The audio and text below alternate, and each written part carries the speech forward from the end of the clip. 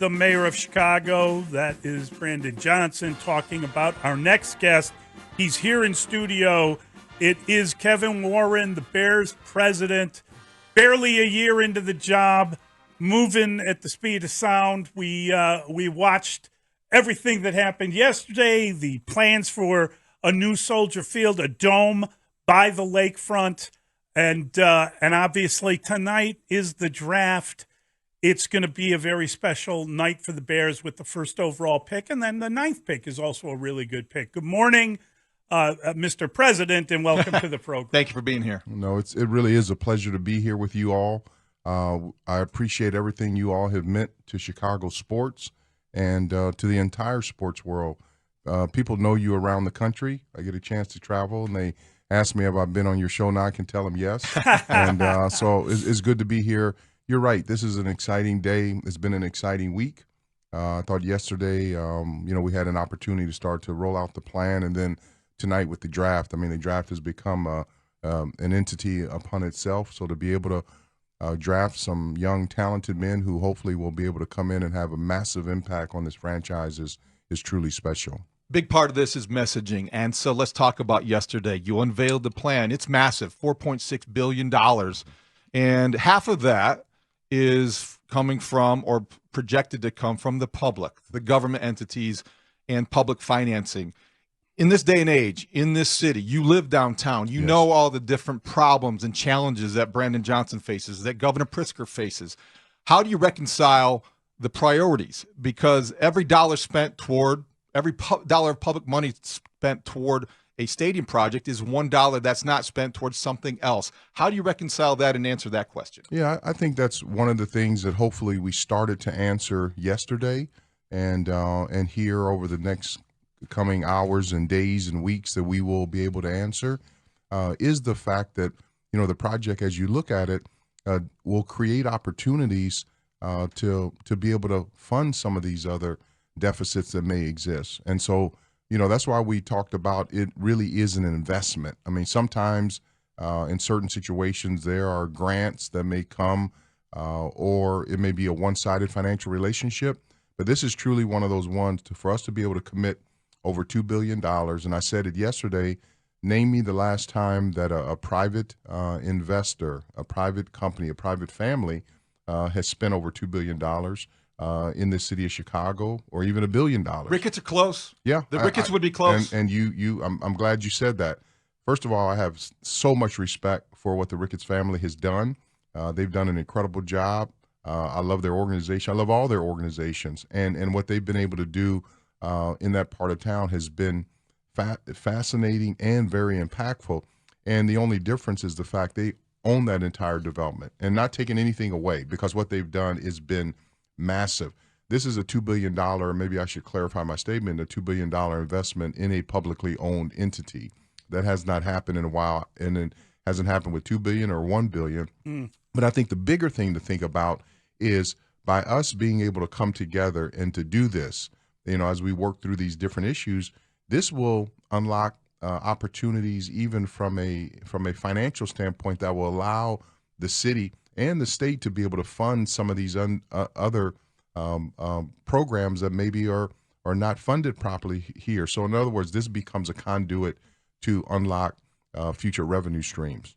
So I think as we look at this, we understand that they purchased the Arlington Heights property before you became president of the Bears. Yes. But I'm sure you were talking to them in some level. You kind of understood what was going on. Yes. You come in, they've spent $197 million, which is tons of money, on the Arlington Heights property. Mm-hmm.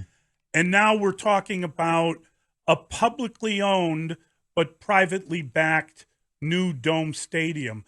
Why would the Bears not want to own their own stadium?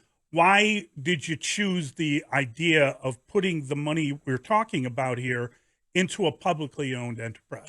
I have spent the last year listening, and so talking to fans, talking to our players, our coaches, our staff members, our elected officials, but just listening to what people have said and to try to listen to them and then be responsive. The thing that came up over and over and over again is that there's a unique opportunity to keep the Bears in Chicago. We've been on this museum campus for 100 years. The beauty of this city, I've spoken about it many times before, the architecture of downtown, the lake, all those different things to come together to have this partnership. It created a very unique opportunity that exists there. And so after listening and just trying to take all of this in, to say, what could we do to help make this city of Chicago, who I deeply love, who the Bears have had a relationship with for many years, what would be the best location to build a new home for the next 40 years? And over and over again, that museum campus came up as a location because we've already been there. And I was very sensitive also of making sure that we didn't displace any residents who live near there. And to stay, the McCaskey family willing to pledge $2 billion. And I think you talked about how the scope of that investment and what that means to the city potentially. I also wonder this. Forbes estimated that the Bears are worth over $6 billion. When you talk about the $2 billion pledge and the size of the project, is that negotiable? Is that likely to increase in terms of, if necessary, if you meet some resistance from government entities or the public disapproval, would the McCaskeys potentially pledge more money toward the project? We haven't had any of those discussions because we felt, and studying all the stadium deals, going back to what I worked on in Minnesota, but studying stadium deals, there's typically has been, and this is over the recent future. We have projects in Nashville going on now, projects in Buffalo going on now, that it's been, if you're able to have a relationship where it's 50-50, that's been a win-win for both sides. So where we are now, to go well over $2 billion, and that does not include the G5 loan with the NFL that we'll apply for, and hopefully we would receive it from the league. This puts this investment, well over, almost $2.3 billion. And so I think obviously people understand how serious the McCaskey family is about this, how serious the Bears are, how serious I am, and to be able to come together in the city of Chicago to do all that we can to make this happen, it provides us with a special opportunity. So you mentioned Minneapolis. In Minneapolis, the building has a light rail system, and that seems to be one of the things that's missing from the plans at the Dome on the Lake. I'm just curious. That's obviously a huge expense, and that's more money and all the rest of it, but we've gotten a lot of reaction about parking, about tailgating, the kind of stuff that you would expect to hear from fans. I'm sure you've heard that stuff too. Yes. Is there any plan or any possibility of creating some kind of a light rail system that would alleviate a lot of those parking issues, a lot of those issues about where people are going to go, especially while one building's under construction and the other one is still open for your games? That is a great comment, and that's a great statement. And what we're hopeful is that it's these type of projects, a new stadium for the Bears, that create an opportunity for elected officials, for residents, for us to come together and say what else is needed. Because I'll say this, if we don't really focus on this city, and like you said, the ingress and egress, whether it's a light rail system, some of the infrastructure issues that we're facing right now, we're going to have some massive problems. Because there's only so long you can defer maintenance on really the growth of a city. And as much as we get a chance to travel from a business standpoint, from a sports standpoint, and you all do the same, you look around, there's some other cities and states who have really planned very well. And the difficulty here in Chicago, because the age of our city and our state, we need to be really thoughtful as we go forward, as far as not being judgmental, but what could we do together to fortify the city? And so that's one of the concerns. But I look at it not as a negative. I look at it as from an opportunity standpoint. You raise a valid, question. We did have that in Minnesota, but it would be great for us to figure out what is the best way to move our residents around, because this is such a beautiful city from a museum standpoint, from a sports standpoint, and I think this is a time, hopefully this project will allow us to evaluate those type of issues. A couple things about yesterday, the presentation. Why wasn't Governor Pritzker there? And then how do you respond to the criticism? Because some of us felt like the inclusion of an invocation and beginning with the prayer was somewhat inappropriate given what the ask was. You're asking the public basically to accept this project, and yet it began in a way that some of us felt like was a little bit much. Well, let me address the Governor Pritzker situation. Any event that the Chicago Bears have, any event that I host or I'm involved with, he's always invited. And so, I know that we did send an invitation to his staff. I know his schedule is probably the most busiest of any person in the state of Illinois. And I know for me, the number of invitations that I, get and received, and he's always welcome and will always be welcome. And he's someone who as I've said it many times before, have incredible admiration for him. I wish he could have come. I know his schedule is busy. But again, I hope people wouldn't read too much into to him not being there together. And in regards to the prayer, I just think, I know for me, I'm a man of faith, and I know the importance of expressing our faith. And I think from a positive standpoint, we're just grateful to be in Chicago. I know I'm grateful every single day to have this opportunity to be a member of the Chicago Bears. I'm grateful for our football team and to work on these projects. When we worked on the U.S. Bank Stadium in Minnesota, even then, and I told our staff then, to have an opportunity to work on one of these projects in your career is really unique. And then for me to have a chance to do it twice is really special. And I know from the McCaskey family, through everyone in the organization, we have a heart of gratitude to be able to bring something special here to Chicago.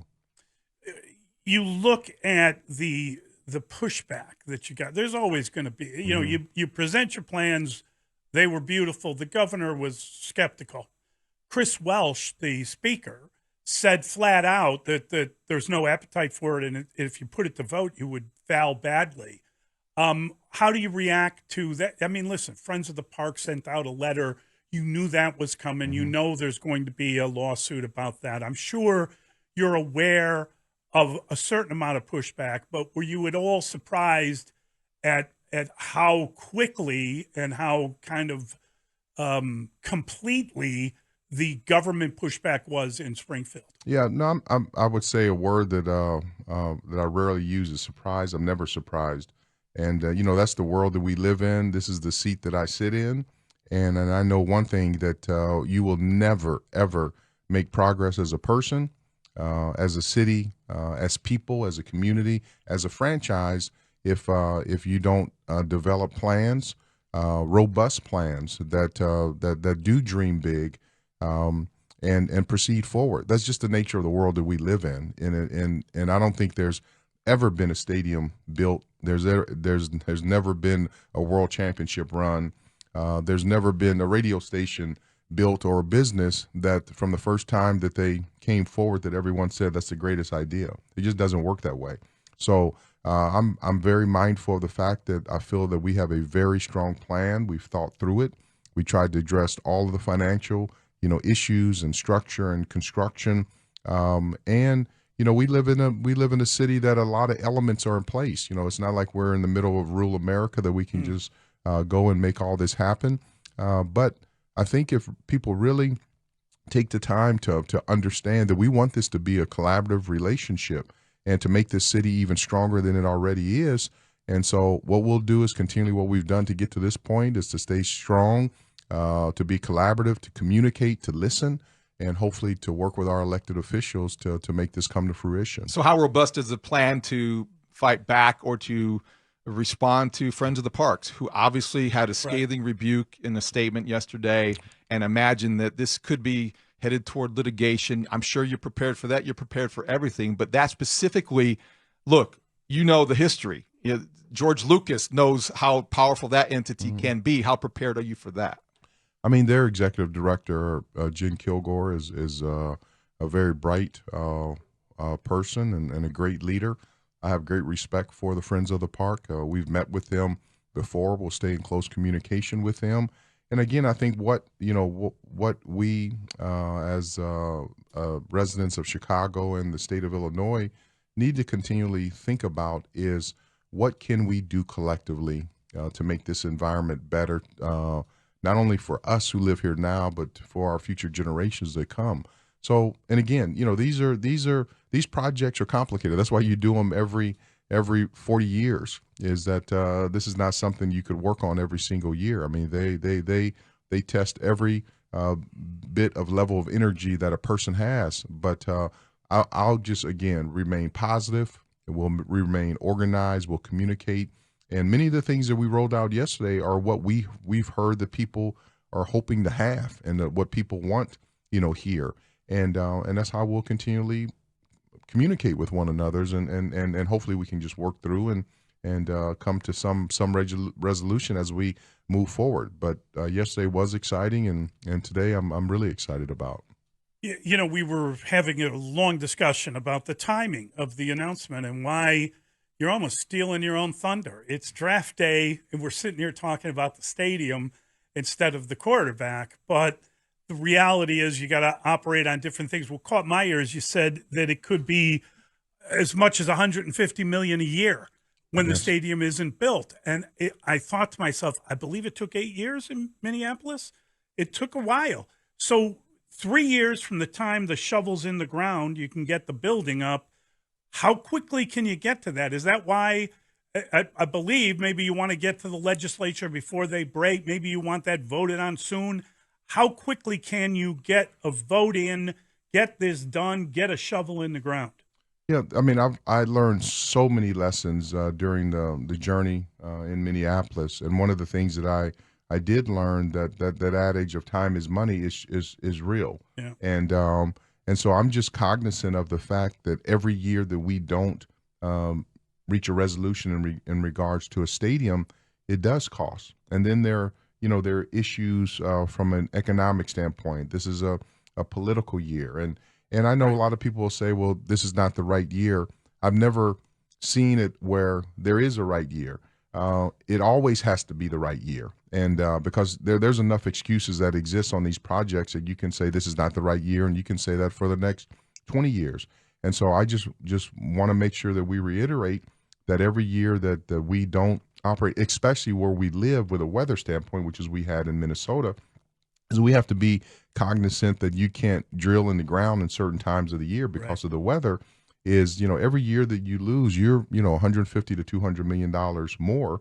And so I just want us to be prudent about the expenditure of finances for us to be able to work together, and not to use the excuse that this is not the right year, for us to really look at it and hopefully work together. Joined by Bears President Kevin Warren for a few more minutes here in Mully and Haugh. So this is a steep climb. The obstacles in the way to get this done in Chicago on the lakefront. Is Arlington Heights even an alternative at this point? Is there a plan B, or can you not allow yourself to think in those terms? I mean, I'm at the point where, as I sit here today, I don't allow myself to think about that. Now, I have incredible respect for Mayor Tom Hayes and Randy Reckless and all the elected officials in Arlington Heights. I believe we still are the largest landowner there with our 326 acres. And it's been one heck of a mall. Yeah. So that being said, the focus is really on Chicago at this point in time, and we're going to do everything we can to bring this to reality. And so I think one good thing about yesterday now, because there was a lot of questions over the last couple of weeks. What does this look like? What's the design? What is the cost? And people were just talking, but now they know. And we were able to stand up there and say, here's the financial package. Here's the structure, here's your capital stack, here's the design, here's the timing of it. And then now we can kind of debate those issues of what people like and don't like, but at least it's out in the public. And so I think that's one thing that I was pleased about that happened yesterday, that we were able to at least get it out into the public and be able to talk through those different issues. And I mentioned it, during our conversation together yesterday, is that who do we want to be? I mean, and I know Chicago is a city I love, and this is home. This will be home forever for me and my family, and I know it's a world-class city. But when I read these articles and they see these listings of these top 25 cities for hosting sports events, and we're not even on the list. And like I said, I get a chance to travel. I look what Las Vegas has done. I mean, just a few years ago, Las Vegas is a place that you went to enjoy for the weekend. for certain events, and then you got in and out there. They have now become a dominant city in this country, with the Golden Knights and now the Major League Baseball team coming there and the Raiders and hosting Super Bowl. And when I went there, I was skeptical. They did a great job. So I say that to say is that we have an opportunity here. We are Chicago. We're special, but I think we do need to focus on, what things can we do from a long-term standpoint. So we're sitting here, we're talking about it. We'll see how that goes. But meanwhile, you got to get up to Hallis Hall. You got to get in the draft room. You're going to be able to see what unfolds today. Have you already signed Caleb Williams? And if you haven't, how hard will that contract end up being? I think, one thing I learned, and I absolutely, as I've said it clearly, I adore Ryan Poles. He's been a great partner to work with. He is methodical. He's thoughtful. He has attention to detail. He's got a great staff. We have great people in our building, and they put in so much time. And that's the thing that many fans, I'm sure they understand it now because you all keep up with everything. Fans keep up with everything. But really, next year's draft starts probably tomorrow morning, and tonight started, this time last year, is that they go through a process that is so detailed. So I'm looking forward to tonight. I know we'll get some great players. I do pray for their health, that they can stay healthy and put on a show over this next decade or longer to keep these fans happy. Last thing before I let you go, what is Caleb Williams like, and what will Bears fans appreciate about him? Well, I think the thing, I would say one of the things that I've learned the most about these young men that we got a chance to interview at the Combine, that have visited our building on their top 30 visits, that we've had a chance to see over the course of the year. They are incredibly mature. They're physically talented. They work hard. They're disciplined, and they're bright. They understand the game of football. I know when I was in college, but now I listen to a lot of their schedules, and they have personal trainers.